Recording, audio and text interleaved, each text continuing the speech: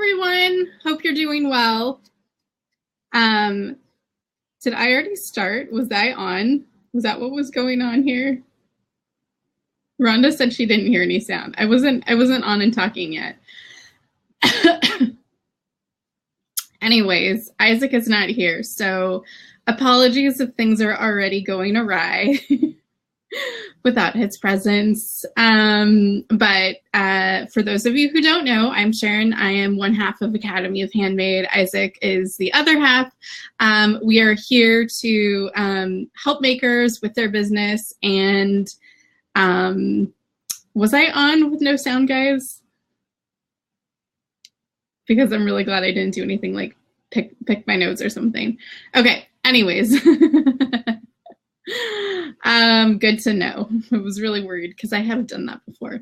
Anyways, I'm one half of Academy of Handmade, and together with Isaac, we help you work on your business, not just in your business, and try to provide supportive community for makers. If you are not already in our Facebook group, I would suggest joining that so you can sort of follow us and stay up to date with us. As well as obviously our newsletter, which you should already be signed up on if you are on this. So welcome to everybody who's already here in the chat. I see May from San Francisco. She makes jewelry. Hi, May. I don't think we've had you on here before. I haven't seen you in here. And then Ginger, Ginger is with us often. So good to see you, Ginger. And then also Rhonda. Hi, Rhonda. Have not seen you in a while. And then Elizabeth Ann is in here. Hi, Elizabeth. Let us know what you make and where you're from. So yeah, this week Isaac is off in Amsterdam. As some of you guys might know, that part of Isaac's other job is he does events and helps produce events. And so he had an event in Amsterdam this week, for which I am very jealous that he got to go there. I am mad he did not take me, but I will get over it. I am with you guys instead.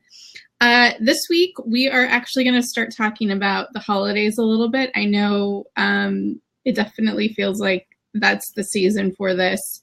And hopefully none of you guys are getting too panicky. But we do have a holiday game plan that we offer. It is below if you're interested in that at all. It sort of just takes you through some prep to get ready for the holidays. It's unlike Jumpstart because Jumpstart kind of fully looks at your entire business and helps you, figure out strategy and goals, things like this. Holiday game plan is really just helping you think about the holidays and getting you prepped from now until basically when the holidays are over. So if you're interested in that, you can click on the link below. If you missed us last week, I kind of feel like last week was a good recap. We were sort of celebrating 40 episodes, sort of. I mean, we were celebrating 40 episodes, but we talked about why 40 was a weird number to celebrate. And we did a bunch of tips on from some of our favorite episodes and answered some questions. So that is the last session. If you were not here with us, would encourage you to go back, but not yet, because I am here with 5 tips for getting holiday press. Some of you might know that in my other life too, I help businesses with PR and publicity and all of that. And so I wanted to share with you guys some of the things that are sort of like the basics if you kind of don't know where to start on holiday press.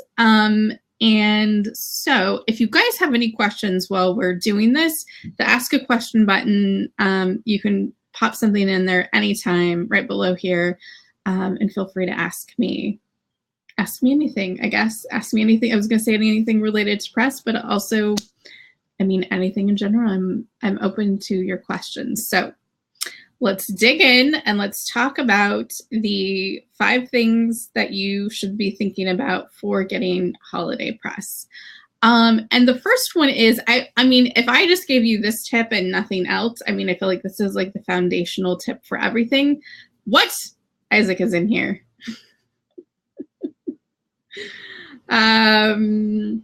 You should look, Isaac. Ginger has questions for you and what you're up to in Amsterdam. So scroll back, Betty. Anyways. Yeah. The first tip is basically that you need to know your audience. Oh, sorry. Actually, that's the second tip.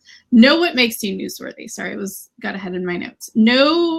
Understand why anyone would want to pay attention to your business. And a lot of businesses think, well, I have a really great product and a lot of people like it and people buy it and it's cool. Therefore, it's going to be newsworthy. And it's just not the case. I'm sorry to say. And this is where I feel like you can get a lot of frustration with people that hire you to do PR, because people will have these expectations that sort of just anything they do, just by nature, the virtue of them being in existence and having cool ideas about, and having a good product, means that, like, the newspaper or TV or whoever wants to come by and talk about it. And that's not really the case. There's a lot of things that can make you newsworthy, but a lot of it has to do with whatever the priorities are of whatever news outlet or blog, for all intents and purposes. We'll combine those together here. What they care about, what are their priorities?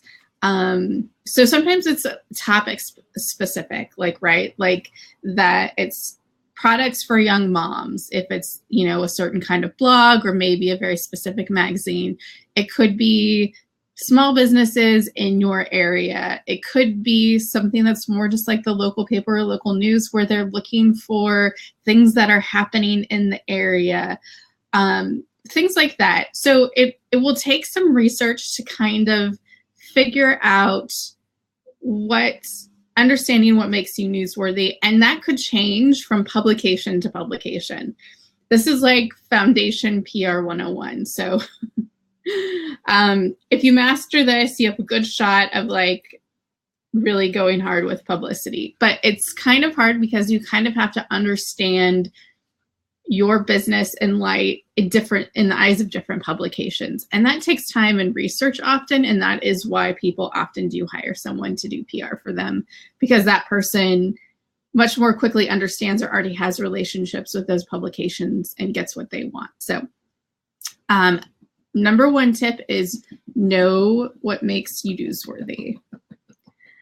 All right. So the number two tip then is know your audience and know their audience. This kind of is a little bit like number one, but a little bit maybe more specific.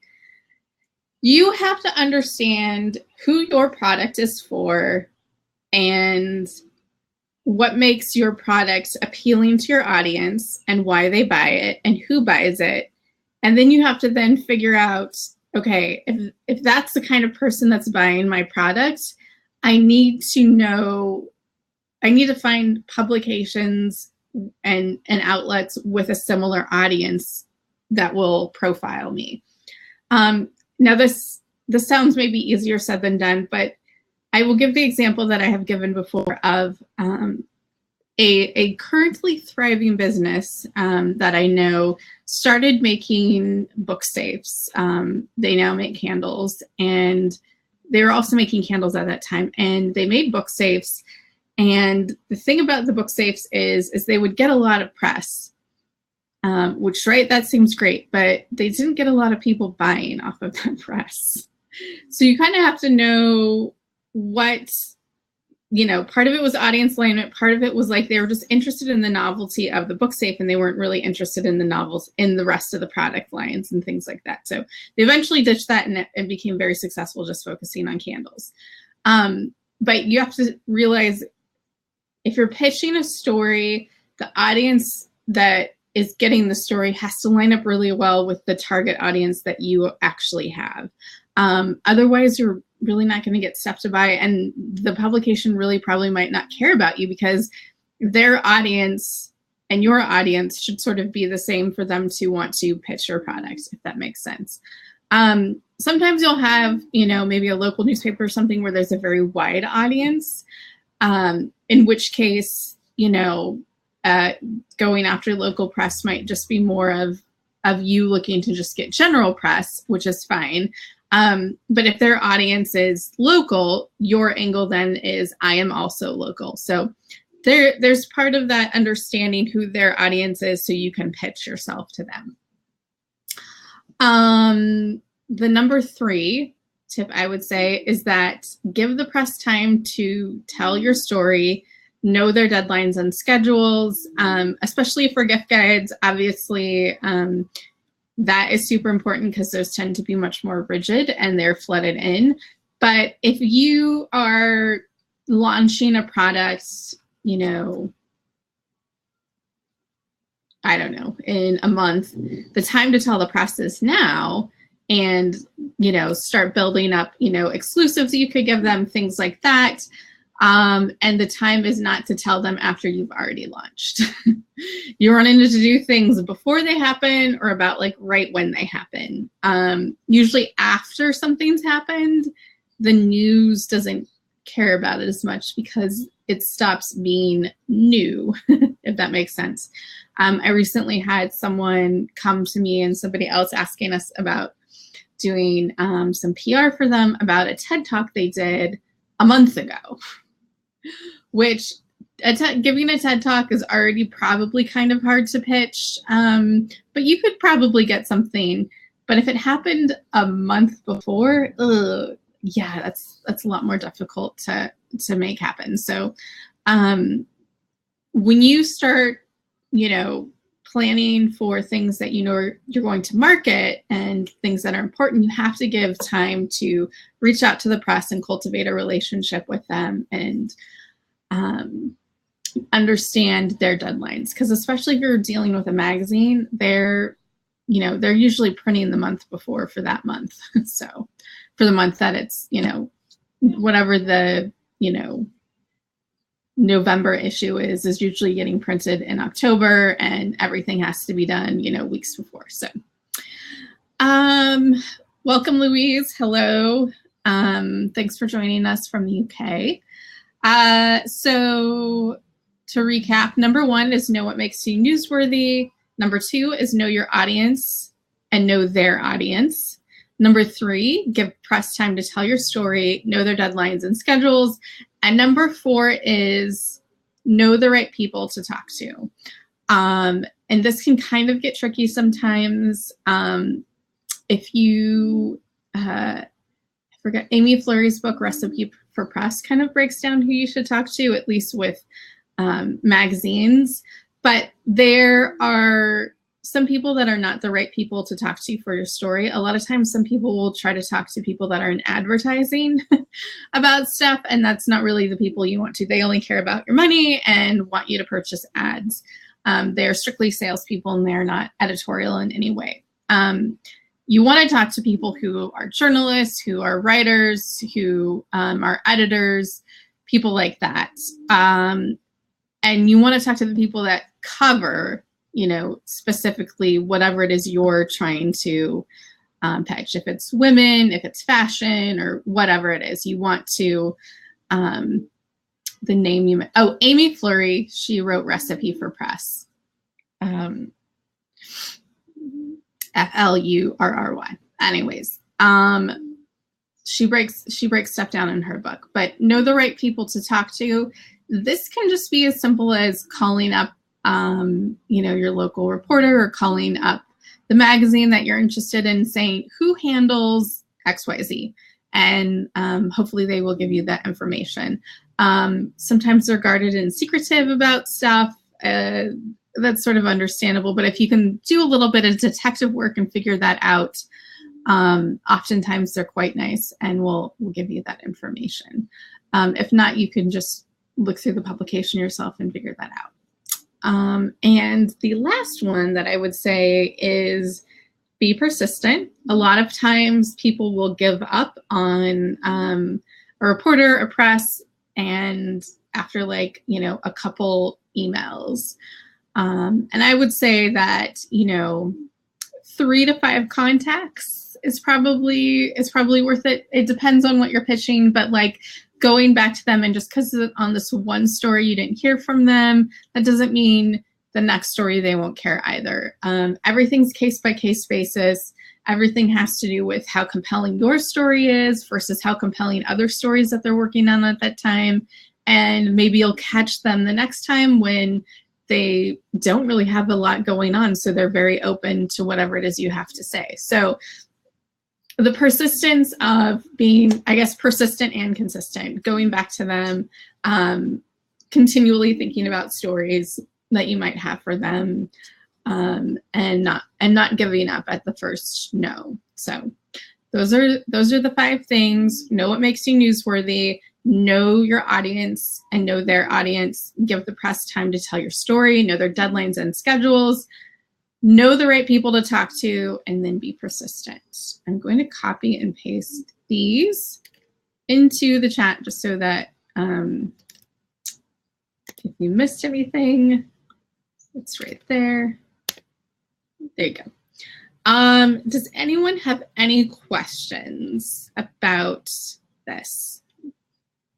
About press in general, about going after press?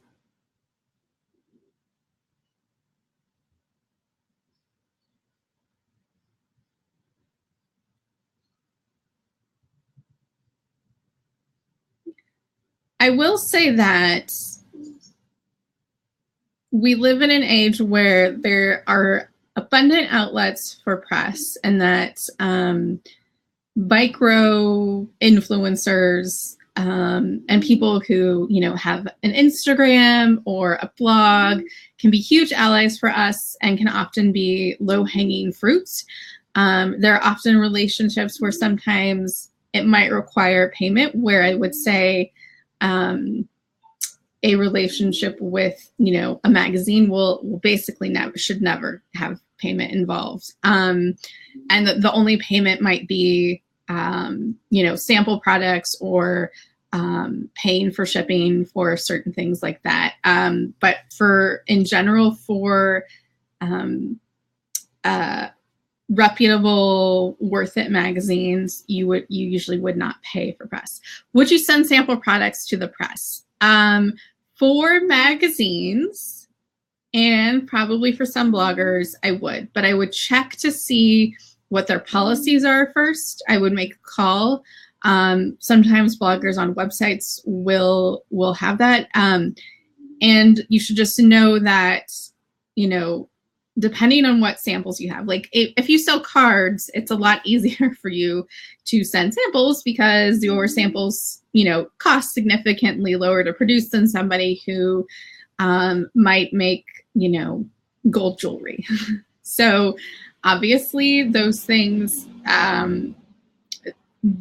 involved with that, you should consider, you know, when you might want to send out samples. But definitely sending out samples is encouraged, but just understand what their policies are. Some magazines are very insistent that, you know, they don't want it. They would rather just have a postcard or something like that. So it just depends, but samples can also be a good way to get an in with bloggers, get more attention there. So it just depends. I would clarify beforehand before you send a sample, what their policy is, and make sure that it's something that's wanted and that it goes to the right person.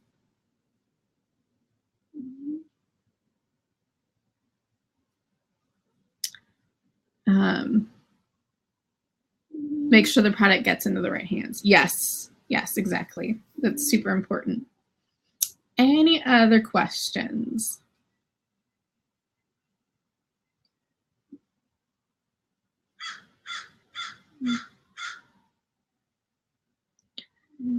Well, it looks like absent Isaac, perhaps our time runs a little short because I don't have my banter partner with me. But I thank you guys for joining us so much for this edition of YHB TV. Next month, whoo, we're not quite into October yet. Jeez Louise. Next week, we talk about the holidays and getting ready for the holidays. And we call it a swift kick in the holiday pants. So that is next week. like I said, if you're interested at all in getting ready for the holidays and getting the game plan together, we do have our holiday game plan available. It is below. You can go ahead and take a look at that. Would encourage you, if you kind of don't know where to start, to look into that. So thank you guys again so much for joining. See you all next week. Bye.